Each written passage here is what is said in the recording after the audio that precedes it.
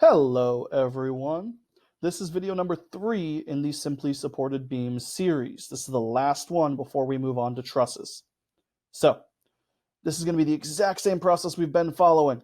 We look at the sum of the moments, the sum of the forces in the y direction, and the sum of the forces in the x direction to fully solve this free body diagram. But this time around, there's not one applied force, there's multiple. So this is the exact same process we apply no matter what, okay? First things first, though, this is not a correct free body diagram. We have a pin and a roller that we need to replace with some forces. So, remember our pin gets two reactionary forces, one in the y direction and one in the x direction. So we replace that little triangle with RAY and RAX. One in the x direction, one in the y direction. Then our little circle, our little roller, gets one reactionary force. So we replace that circle at point D with our dy. Now we have a full free body diagram. So we have to use our sum of the moments, sum of the forces in the x direction, and sum of the forces in the y direction to make sure we find this in static equilibrium. So we always start with sum of the moments. Remember, we always start with the moment around where the pin was, which was at point A. So we cover up point A with our thumb and pretend that everything else is rotating around point A. So the sum of the moments at point B, point C, and point D has to equal 0. So we look at point B first. Moment B equals FBY, the force at B in the y direction, times the distance from point A to point B, 7 feet. So that force is 300 pounds of force times 7 feet. So we get a moment of negative 2,100 foot-pounds. Negative because it causes a clockwise rotation around point A.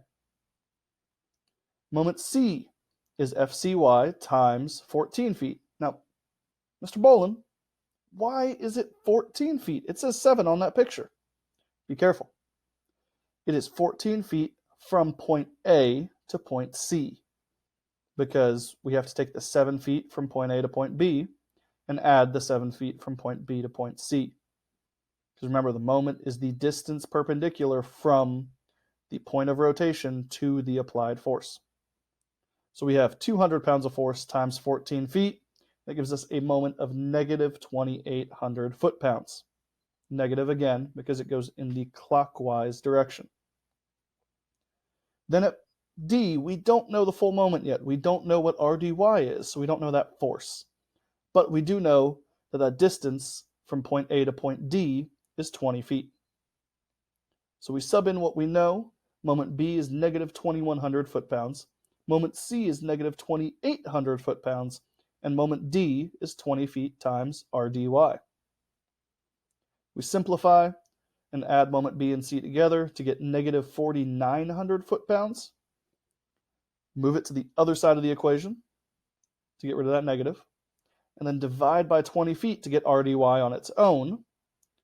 So we end up with RDY equaling 245 pounds of force. We update our free body diagram. Then we have to solve for RAX and RAY. Let's start with RAY, sum of the forces in the y direction. So we know that everything in the y direction added up has to equal 0. So RAY plus FBY plus FCY plus RDY has to equal 0. So RAY minus 300 pounds of force for FBY minus 200 pounds of force for FCY plus 245 pounds of force for RDY. When we simplify all of that together, we get negative 500 plus 245 leaves us with negative 255 pounds of force. Move that to the other side to get RAY on its own, and we get that RAY must equal 255 pounds of force. Last but not least, we have to solve for RAX. RAX has to equal 0 because it's the only force in the x direction. Now double check our vectors. RAX equals 0, RAY equals 255 pounds of force. FBY is 300 pounds of force, FCY is 200 pounds of force, and RDY is 245 pounds of force. We have fully solved this simple beam. Woohoo!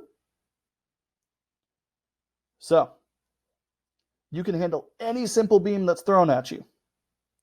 Next, we're going to handle this craziness with your first truss problem.